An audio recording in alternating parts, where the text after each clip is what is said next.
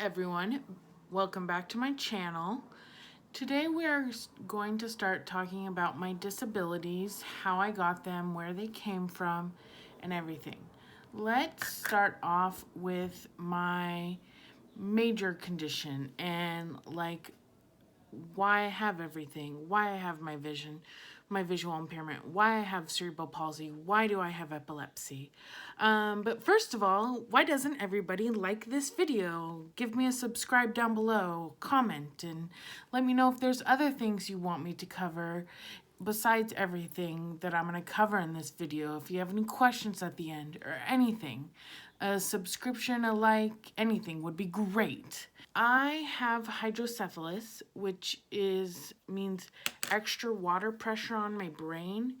Your brain needs to be protected. It's like, let's say a brain is an egg, which needs protection because it's fragile. And then your CSF fluid protects it. So you can't have too much and you can't have too little. I have the condition where you have too much. And when you have too much fluid and it's not flowing properly, that's called hydrocephalus. And having that condition can cause your body to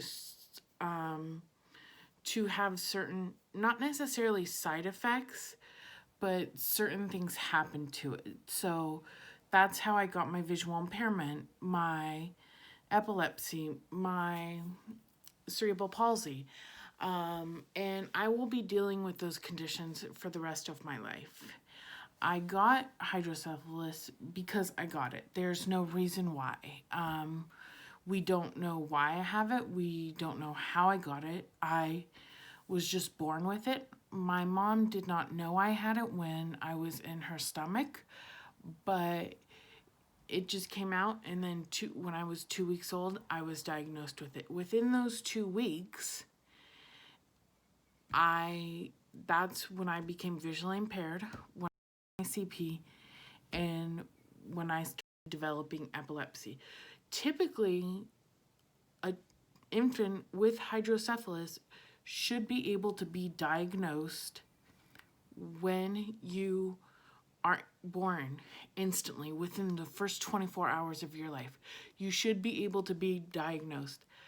But there was some sort of miscommunication or something when I was born that was not done. And that is how I developed my disabilities.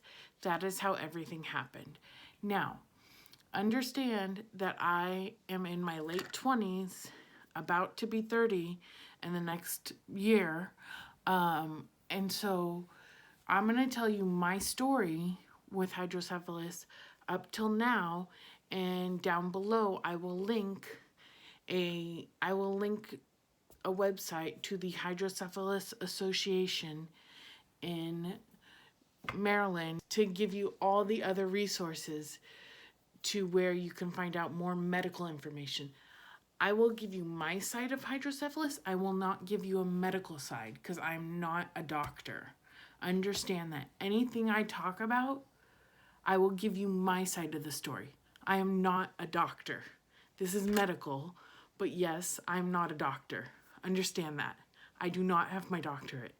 I am in school right now for a bachelor's and undergraduate. I'm not a doctor. Let's make that clear. So I went in for my first brain surgery when I was 2 weeks old. Had my shunt put in.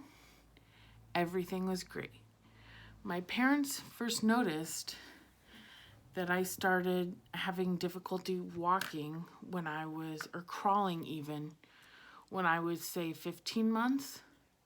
And I can try and do a Q&A with them at some point if you want me to. Just, again, let me know. That would be great. And I was not using my right arm because that's where I have my CP. That's where I have, oh, if I can get it. I have a scar right there.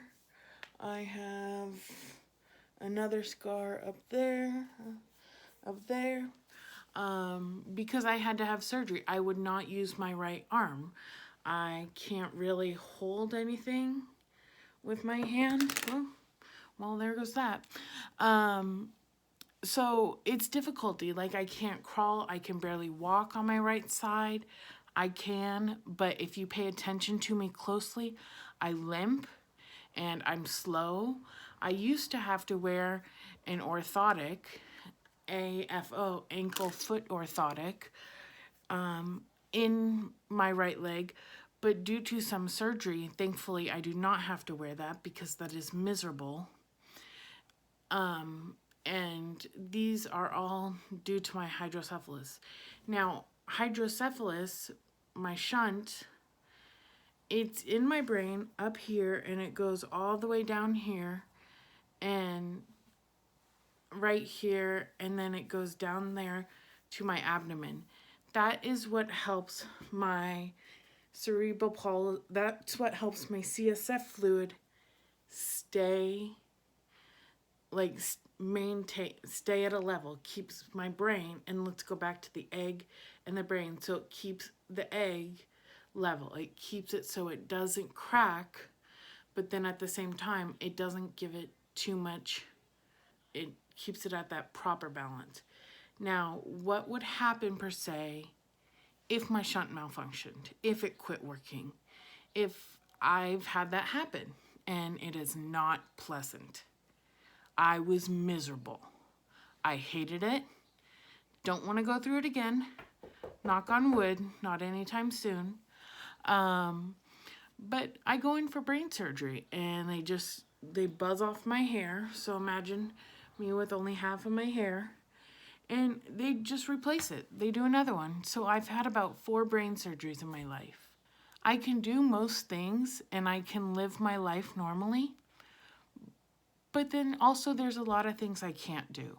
Like, I used to be able to ride roller coasters, and I used to be able to take really hot showers, but my head is sensitive.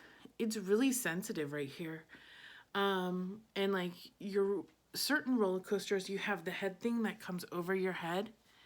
It hits me right here on my head, and that hurts. That bothers my shunt. Like, if you have ever been to Las Vegas, the ride New York, New York, it hits you right here, and that bothers my shunt. And so when I'm going up, up, up, and up, that hurts. And I'm just like, ah, ah, ah, ah. I'm not screaming because I'm having fun.